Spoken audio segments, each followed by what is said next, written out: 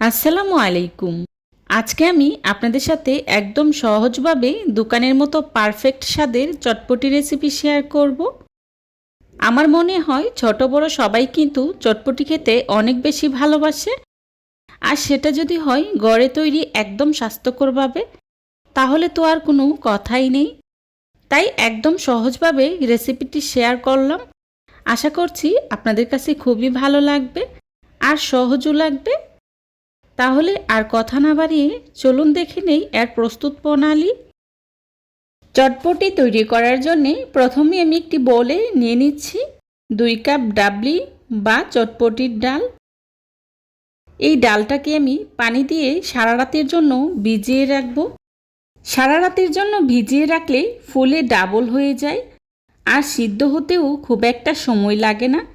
আপনাদের কাছে যদি সময় কম থাকে তাহলে এই ডালটাকে কমপক্ষে 4 ঘন্টার জন্য গরম পানি দিয়েই ভিজিয়ে রাখতে হবে। তবে সারা রাত পানিতে ভিজিয়ে রাখলে সবচেয়ে বেশি ভালো হয়। ডাবলিটাকে আমি সারা রাতের জন্য পানিতে ভিজিয়ে রেখেছিলাম। দেখুন ডাবলিটা ফুলে ডাবল হয়ে গিয়েছে। এখন আমি কয়েকবার পানি পাল্টিয়ে খুব ভালো করে ধুয়ে নিয়েছি। এবার চুলায় একটি প্যান বসিয়ে তার মধ্যে দিয়ে দিচ্ছি ডাবলিগুলো। পরিমাণ মতো পানি দিয়ে ডাবলিগুলোকে আমি খুব ভালো করে সিদ্ধ করে নেব। পানিটা কিন্তু পরিমাণ মতো দিতে হবে যাতে করে ডাবলিটাও সিদ্ধ হয়ে যায়। সিদ্ধ হওয়ার পরও পর্যাপ্ত পরিমাণে পানি থাকে। এই পর্যায়ে দিয়ে দিচ্ছি লবণ 2 চা চামচ। আর ডাবলিটা যাতে সিদ্ধ হওয়ার পর ফ্যাকাশে না দেখায় তার জন্যে দিয়ে দিচ্ছি 1 চা চামচ হলুদের গুঁড়া। এখন ঢাকনা দিয়ে ঢেকে ডাবলিগুলোকে আমি খুব ভালো করে সিদ্ধ করে নেব। আমার ডাবলিগুলো প্রায় সিদ্ধ হয়ে গিয়েছে। আর ডাবলিগুলো সিদ্ধ হওয়ার পর উপর থেকেই দেখুন এরকম খোসা ভেসে উঠেছে। আর এই খোসার ভিতরে কিন্তু কোনো প্রকার ডাবলি নেই। তাই এই খোসাগুলোকে যতটা সম্ভব উঠিয়ে ফেলে দিতে হবে। আমি এই খোসাগুলোকে একটি চামচের সাহায্যে উঠিয়ে ফেলে দিচ্ছি। এখন এর মধ্যেই দিয়ে দিচ্ছি আগে থেকে গ্রেট করে রাখা সিদ্ধ আলু 2টি। আলুটাকে আমি গ্রেটারের সাহায্যে গ্রেট করে ব্যবহার করেছি। এখন নেড়ে খুব ভালো করেই মিশিয়ে নিচ্ছি। মেশানো হয়ে গেলেই দিয়ে দিচ্ছি চটপটি মশলা 2 চা চামচ। আর দিয়ে দিচ্ছি ভাজা জিরা গুঁড়া 1 চা চামচ। দিয়ে দিচ্ছি বিট লবণ 1 চা চামচ। এখন সব কিছুকে আবারও নেড়ে খুব ভালো করেই মিশিয়ে নিচ্ছি। আমার ডাবলিটা কিন্তু সিদ্ধ হয়ে গিয়েছে। আর চটপটির জন্যে ডাবলিটা কিন্তু এভাবেই সিদ্ধ করতে হয়। কিছুটা আস্ত থাকবে আর কিছুটা সিদ্ধ হয়ে গলে যাবে। আমার ডাবলিগুলো কিন্তু একদমই পারফেক্টলি সিদ্ধ হয়ে গিয়েছে। এবার চূড়া থেকে নামিয়ে এক সাইডেই রেখে দিচ্ছি। অন্যদিকে আমি তেঁতুলের টক তৈরি করার জন্য একটি বাটিতে নিয়ে নিচ্ছি 100 গ্রাম তেঁতুল। তেঁতুলটাকে আমি পরিমাণ মতো পানি দিয়ে 10 মিনিটের জন্য ভিজিয়ে রাখব। 10 মিনিট পর তেঁতুলটা যখন ভিজে নরম হয়ে যাবে তখন এভাবে হাতের সাহায্যে কষলিয়ে তেঁতুলের মাড় বা কাঠটা বের করে নেব। দেখতেই পাচ্ছেন আমি কিভাবে হাতের সাহায্যে কষলিয়ে তেঁতুলের মাড়টা বের করে নিচ্ছি। তেঁতুলের বিচি আর আঁশটাকে তুলে ফেলে দিচ্ছি। আমি হাতের সাহায্যে তেঁতুলের বিচি আর আঁশটাকে তুলে ফেলে দিচ্ছি। তবে আপনারা চাইলে ছাঁকনির সাহায্যে ছেঁকেও ফেলে দিতে পারেন।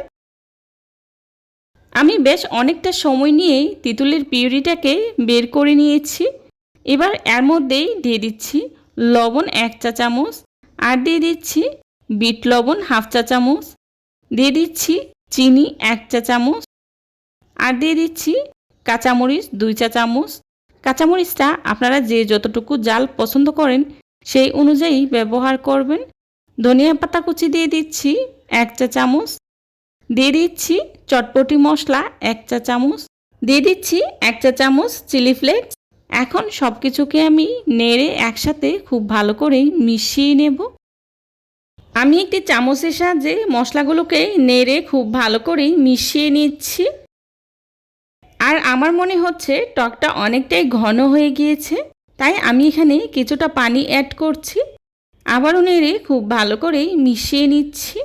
মেশানো হয়ে গেলেই এক সাইডে রেখে দিচ্ছি। তেঁতুলের এই টকটা দিয়ে আপনারা চাইলে কিন্তু ফুচকাও তৈরি করে খেতে পারবেন।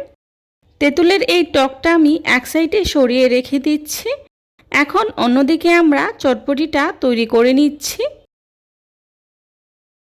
আগে থেকে সিদ্ধ করে রাখা চটপটির ডালটাকে গরম গরম আমি একটি বোলে সার্ভ করে নিচ্ছি। আমি যতটুকু পরিমাণে তৈরি করব সেই অনুযায়ী নিয়ে নিচ্ছি। উপর থেকেই দিয়ে দিচ্ছি পেঁয়াজ কুচি, আর দিয়ে দিচ্ছি কাঁচামরিচ কুচি। কাঁচামরিচটা আপনারা আপনাদের টেস্ট অনুযায়ী ব্যবহার করবেন। দিয়ে দিচ্ছি আগে থেকে কুচি করে রাখা শসা, আর দিয়ে দিচ্ছি কিছুটা ধনিয়া পাতা কুচি, দিয়ে দিচ্ছি চিলি ফ্লেক্স 1 চা চামচ, দিয়ে দিচ্ছি আগে থেকে গ্রেট করে রাখা সিদ্ধ ডিম। ডিমটাকে আমি একটি গ্রেটারের সাহায্যে খুব ভালো করে গ্রেট করে ব্যবহার করেছি। দিয়ে দিচ্ছি কিছুটা বোম্বাই মরিচ। এই মরিচটা দিলে চটপটিতে খুব সুন্দর একটা মরিচের ফ্লেভার পাওয়া যায়, আর চটপটিটাও খেতে ভীষণ ভালো লাগে। এই পর্যায়ে উপর থেকে দিয়ে দিচ্ছি কিছুটা ফুচকা ভেঙে। এখন এই পর্যায়ে দিয়ে দিচ্ছি আমরা যে আগে থেকে তেঁতুলের টকটা তৈরি করে রেখেছিলাম ওটা। তেঁতুলের টকটা আপনারা আপনাদের প্রয়োজন অনুযায়ী ব্যবহার করবেন। ব্যাস তৈরি হয়ে গেল আমার মজাদার চটপটি রেসিপি। দেখে নিশ্চয়ই বুঝতে পারছেন আমার চটপটিটা কতটা পারফেক্ট হয়েছে। আমার আজকের এই রেসিপিটা ফলো করে আপনারাও যদি বাসায় ট্রাই করেন তাহলে আপনার রেসিপিটাও কিন্তু এরকম পারফেক্ট হবে। রেসিপি ভালো লাগলে ফ্রেন্ডস অ্যান্ড ফ্যামিলির সাথে শেয়ার করবেন। যারা এতক্ষণ ধৈর্য সহকারে আমার ভিডিওটি দেখেছেন তাদেরকে জানাই অসংখ্য ধন্যবাদ। এই ধরনের সব ঘরোয়া এবং মজার মজার রেসিপি পেতে আমার চ্যানেলটি ভিজিট করে আসবেন প্লিজ। আমার পরবর্তী রেসিপি দেখার আমন্ত্রণ জানিয়ে আজকের মতো এখানেই বিদায় নিচ্ছি। সবাই ভালো থাকবেন, সুস্থ থাকবেন। আল্লাহ হাফিজ। আসসালামু আলাইকুম।